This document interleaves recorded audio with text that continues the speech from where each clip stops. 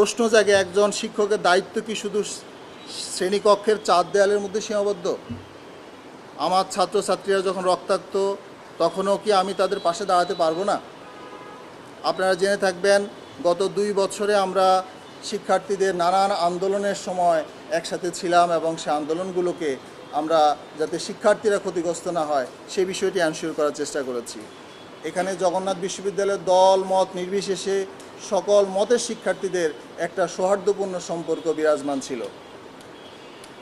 অথচ গত 4 তারিখে দীর্ঘ সময় ধরে এখানে মারামারি হলো, দীর্ঘ সময় ধরে এখানে যে সংঘর্ষ হলো সেটি নিয়ন্ত্রণ করার জন্য বিশ্ববিদ্যালয়ের বিশেষ করে প্রক্টোরিয়াল বোর্ডের যে দায়িত্ব, সে দায়িত্ব তারা যথাযথভাবে পালন করেছে কিনা এই প্রশ্ন আমি আজকে উত্থাপন করতে চাই। নগদ নিয়ে এলো হার না মানা হার অফার। সর্বনিম্ন 10,000 টাকা রেমিটেন্স নগদে পাঠালে থাকছে স্বর্ণের হার জেতার সুযোগ।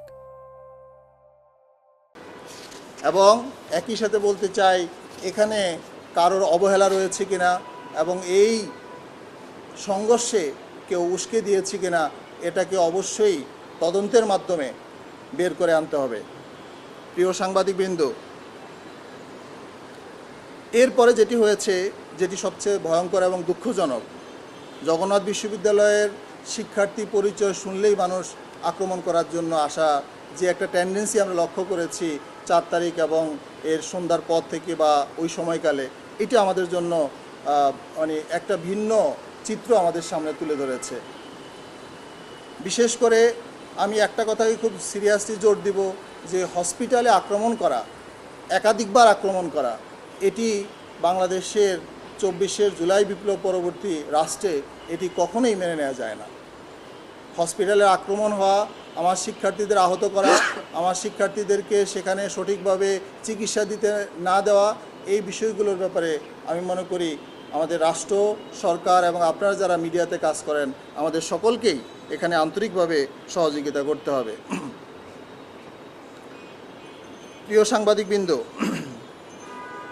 একজন শিক্ষক হিসেবে আমার জন্য এই দৃশ্য সহ্য করাটা অনেক কষ্টকর।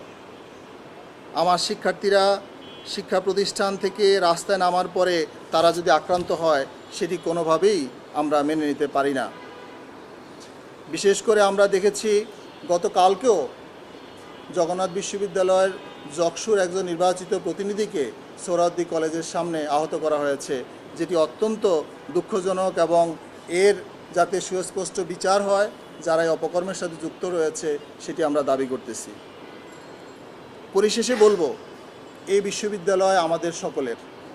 আমরা শিক্ষক, শিক্ষার্থী, কর্মকর্তা, কর্মচারী সকলেই মিলেই আমরা এই বিশ্ববিদ্যালয়ের পরিবেশটাকে বজায় রাখতে হবে।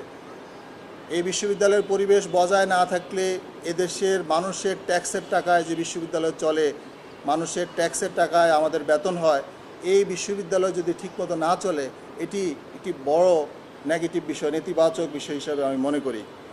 এবং একই সাথে বলবো যে বিশ্ববিদ্যালয়কে স্বাভাবিক করার জন্য বিশ্ববিদ্যালয় প্রশাসনের পক্ষ থেকে উদ্যোগ গ্রহণ করতে হবে এবং যারা এই প্রশাসনিক পদে থেকেও যথাযথভাবে দায়িত্ব পালন করে নাই তাদের ব্যাপারে যথাযথ পদক্ষেপ নিতে হবে এবং বিশ্ববিদ্যালয়ে যারা ছাত্র রাজনীতি করবে, বিশ্ববিদ্যালয়ের সাংগঠনিক কাজ করবে, এটি শুধু শিক্ষার্থীদের মধ্যে সীমাবদ্ধ হওয়া উচিত।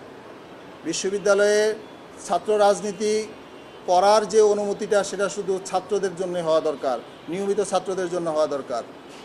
আমরা বারবার এই কথা বলছি, একটা ক্যাম্পাসকে যদি সুষ্ঠুভাবে সুন্দরভাবে পরিচালনা করতে হয় তাহলে শিক্ষক, শিক্ষার্থী যারা নিয়মিত রয়েছেন তাদেরকেই এই উদ্যোগ গ্রহণ করতে হবে এবং যারা অছাত্র রয়েছেন ক্যাম্পাসে আসা যাওয়া করেন তাদের এই পদচারণা কমাইতে হবে।